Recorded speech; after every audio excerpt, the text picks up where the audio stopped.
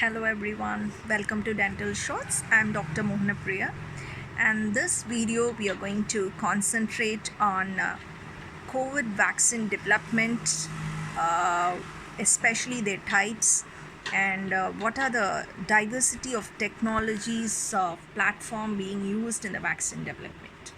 So these are the things we are going to see in this video.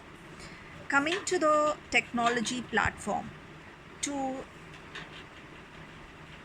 make a vaccine against SARS-CoV-2, either the RNA or DNA nucleic acid can be used as a platform to make a vaccine, or we can use a virus-like particle, or we can use a peptide, or we can use a virus as a vector.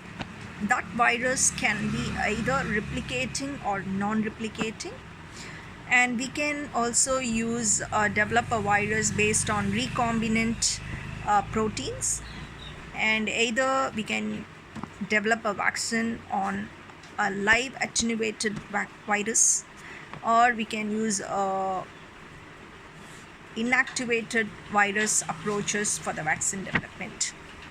So these are the various diverse technology platforms by which we can produce a vaccine or manufacture a vaccine.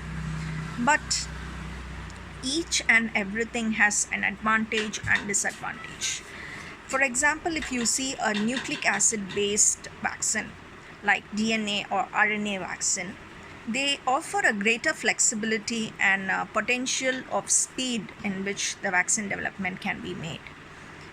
And if you consider a viral vector-based vaccine, they offer a high level of protein expression with a long-term stability, and it also induces a strong immune response. So when you consider a live attenuated vaccine, though it has an advantage, certain disadvantages also there. The live attenuated virus, if you are using for the vaccine development, they are a risk of reversion of the virus strains. It is not so suitable for the sensitive population like infants, elderly people, or immunocompromised people. Coming to the recombinant base, it has an advantage of large scale production capacity. And coming to inactivated virus approach, what happens, there are more chances for the hypersensitivity to occur.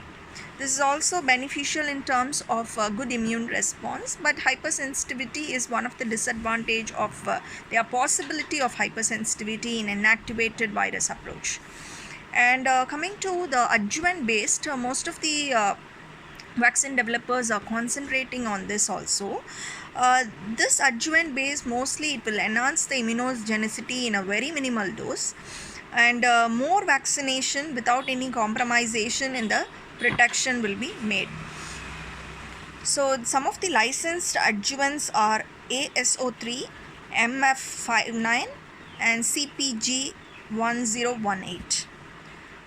These are the licensed adjuvants used for the novel COVID-19 vaccine development now by certain vaccine developers.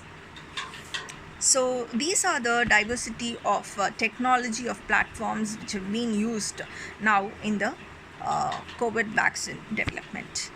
But we really don't know which will come into the market, but these are the various platforms under which the vaccine developers are really looking into it.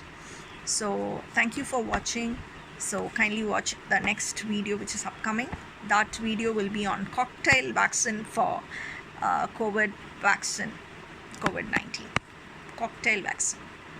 Cheers. We'll meet you in the next video. Thank you.